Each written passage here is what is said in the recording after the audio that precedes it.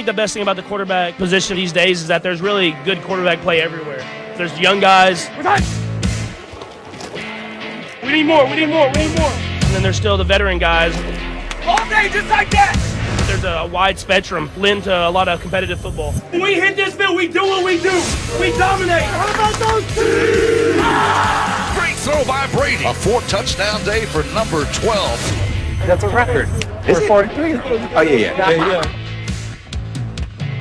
There are times that Tom has looked good, and then times that he just looks uncomfortable. I mean, is it possible that the greatest quarterback of all time, because of what he's dealing with, could have a confidence problem? What do you think's going on with Tom? I don't think it's a confidence problem whatsoever. It's just still it's not lack of trust. It's just lack of continuity within the offense of the whole picture. It seems like over the last few weeks that Tom's accuracy has been off from what we saw maybe in the first half of the season. Are you seeing anything changing there with him? Other than the deep ball, I think he's getting confused a few times with coverage. That might be causing some inaccurate balls, but I don't see it at all in practice. We're not missing the deep ball in practice, that's for sure. So it's just a matter on Sundays hitting them. Hello, everybody. Welcome on into First Take. Look at this crew we got right here. Max Kellerman, Ryan Clark, I'm Charlie Arnold. And gentlemen, want to tell you happy early Thanksgiving. As we all know, Thanksgiving marks the season of giving. And as you just heard, Bruce Arians, he is giving out yet another critique of his quarterback, Tom Brady. This is the third time this season he has done so. So, Max, I got to ask you, what is going on with Arians and Tom Brady? Well, first, I hear a lot of speculation that Arians didn't want AB there, and there's some tension there, and Brady's getting the stuff he wants, so Arians is kind of going back at him. I don't actually read it that way. Let me start by saying they're 7-4. You know what they were supposed to be around right now? 7-4. That's actually a little better than I thought they'd be. Like the Bucs were 7-9 last season, and with average quarterback play, they'd have been 9-7. And Brady is still an average quarterback. Oh, how could you say that about Brady? I told you a couple years ago he's going to be just a guy. He defied that prediction, and he's better than just a guy. You can see that, but not way better. You know, Brady has given you, by the way, by QBR, by everything, has given you not just this season, but last season too. Average quarterback play plus. I'll give him a plus because he's a leader, and the bottom line is look at his team's win-loss records. That has a lot to do with quarterback play. I believe in quarterback win-losses, and he's been very good. So I'll give him better than just average. But the point is, if you substitute Jameis Winston with an average or better than average quarterback, 9 wins. 9.5 wins, I think, is what Vegas had as the over-under. And take the over, so take 10 or 11 wins. They're on pace to do more or less what they were supposed to do. People who were like, all they could see is Tom Brady, oh my God, they're going to win 12 or 13 games. That I don't think was ever supposed to happen. The odds makers didn't think it would, so they're on pace. Now let's look at Arians. What has he done so far? Every time Arians has pushed a button, it seems to be the right one with Brady. Week 1, they lose to the Saints. And there, you could see COVID, they couldn't practice together. The Saints have continuity in their offense. By the way, they also didn't look that good. Arians comes out, he's critical publicly of Tom Brady. Look at this, guys. I can criticize Tom Brady. If Brady has to get in line, you all have to get in line. And I'm trying to motivate Brady, right? How does Brady respond? Excellently, they win. Now, it's against the Panthers. Panthers don't have a good record, but they're not a god-awful team, you know? They're not a winning team, but okay, there are much worse teams than the Panthers.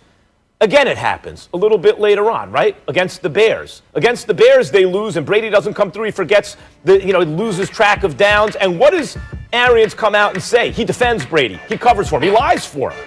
Obviously, Brady lost track of downs. And then Brady covers for Arians by not answering the question directly so he doesn't make his coach a liar. And how does Brady and the team respond? They beat the brakes off the Packers. They beat the brakes off them. And then they get on a roll, right? So far, Arians is pushing the right buttons. When to be honest, when to lie, when to back him up, when to make an example of him, when to motivate him. It happens again. The Saints this time, and now the Bucs are favored to win, beat the brakes off the Bucs the way the Bucs beat the Packers. And what does Arians do? He comes out and he's critical again. And what happens? Now, maybe they're just getting healthy against Carolina, right? Because they beat the Panthers again, beat them up good. But they also got healthy against the Packers, who were really on a roll at the time. So now they're going into a game against the Chiefs, the defending Super Bowl champions, the best team in football with the best quarterback who ever lived. Let's be honest. The level Mahomes is playing at now, only Aaron Rodgers has ever touched, and that includes Tom Brady. He's just more physically gifted. They have weapons everywhere, but Chiefs have looked a little vulnerable, haven't they? I mean, even going back to the playoff run in the Super Bowl, they've been vulnerable. And the Bucs do have an excellent defense. And they do have a Brady who should be motivated after a loss. And they do have weapons. And so once again, Arians is pushing the buttons. And Ryan, the thing about Arians pushing these buttons is he's just being honest. He can just answer questions honestly. And in answering them honestly, he will motivate Brady, set an example for the team, and we should get the best version of the Bucs against KC. Well, the thing is, though, we're not always getting the best version of Brady after these losses. And you are right. Bruce Arians is just being honest. And what we're not used to is coaches being honest about star quarterbacks. We're not used to hearing where exactly a player made a mistake. But that's about relationship as well. Listen, these guys are dating, right? This isn't a marriage. They're not trying to be together for the next 15, the next 20 years. They're not trying to be Bill Belichick and Tom Brady part 2. They understand that this thing is short term. They understand that we are looking for a nice, great time, not a long time. So they need to win right now. So he doesn't have to hedge his bet with Tom Brady or make Tom Brady feel comfortable by the things that he says in his press conferences. He could just answer the questions that are being asked. And that's what he did. And he's only talking about football, right? He's talking about the actual football play, the stuff that we can all see.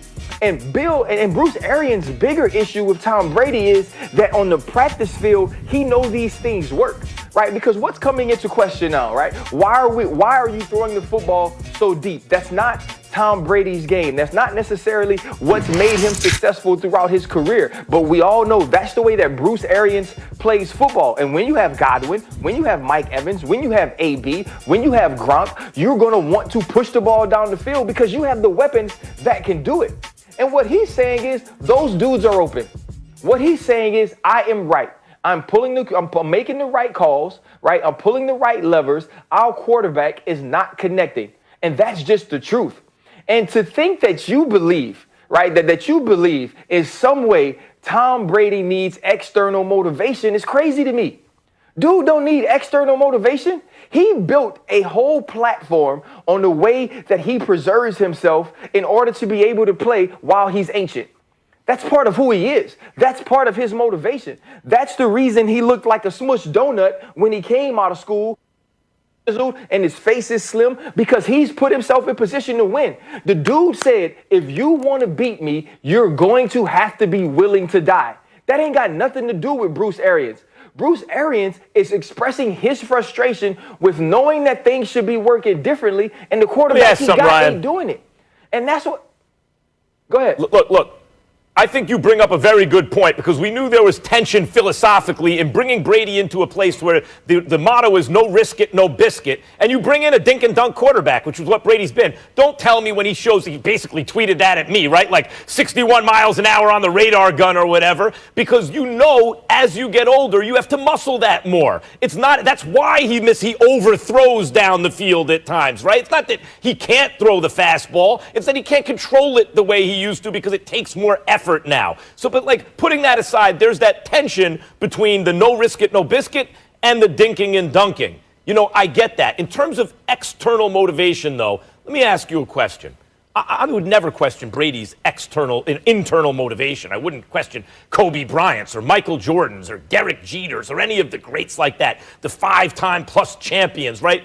Those guys, I get it, but it's not like just because you're internally motivated, there is no external motivation. It's not like just because this one can go to 11. You can always be at 10, but then some adrenaline kicks in, and now you're capable of going to a place that you're not normally capable of going, which is why some of these guys play even better in the playoffs, right? Do you think it's coincidence that Tom Brady played that kind of game against the Packers and had the whole team on point against the Packers after the debacle against the Bears? But see, was that a coincidence? Yes, Max. Or was that a motivated Brady doing his best? Max, No, it wasn't though. But see though, it's like that's my issue. That's my issue with maybe the whole media world, right? It's when they come back and play extremely well against the Green Bay Packers. Nobody gives anybody else any credit. It's, oh, look at Tom Brady's leadership. Look at the way Tom Brady got the team together because Tom Brady cussed out the O-line on the sideline. No. That was Bruce Arians, right? Because what we came in and what we said, even though we talked about the 4th down that he thought was the 5th down that should have been coming,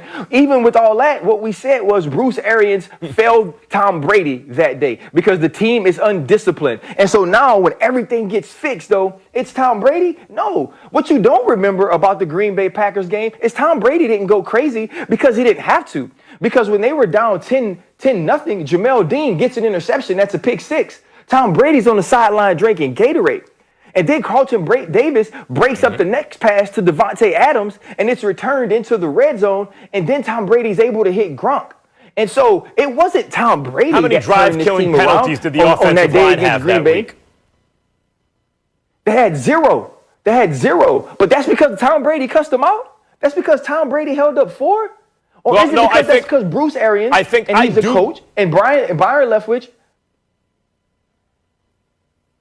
No, I do believe that a lot of that had to do with Brady, yeah. I do believe that leadership at the quarterback position and the way you practice and the way you go about your business, the reason that Brady got so much credit for bringing a culture change to Tampa, which I give him credit for. I do think there's something to that. I do think there's something to the 3 close plays that the Patriots did not make this year with Cam, that even if it was a different style game, that Brady would have made at least, let's say, 2 of them, right? They'd be above 500. I do believe in that stuff. So yes, I do think that Brady gets credit for leadership and also deserves blame for not coming through in the clutch. Ryan, in other words, what's the Arians trying to do here? He's just venting because he doesn't like that Brady brought in AB. That would be self-destructive. I think Arians is trying to push the right buttons, and I think he generally has. Yeah, Arians is certainly pushing Brady to try and get to another level. Ryan, I must say I loved your dating comparison because, happy wife, happy life. That's what they normally say. Arians not following that exact model. But look, Brady has another test this coming weekend. He wants to bounce back this